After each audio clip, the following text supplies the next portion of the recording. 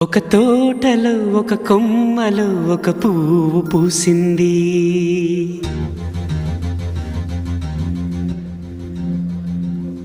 మహారాణిలా మహాలక్ష్మిలా ఆ పువ్వు నవ్వింది.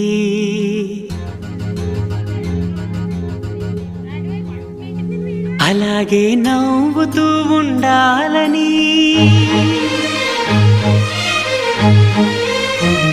అలాగే నవ్వుతూ ఉండాలని నింగి నేల వాగు వంక చెట్టు చేమ గువగూడు ఆశీర్వదించాయి.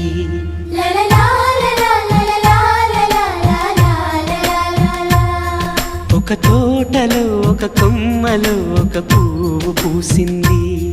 మహారాణిలా మహాలక్ష్మిలా ఆ పువ్వు నవ్వింది.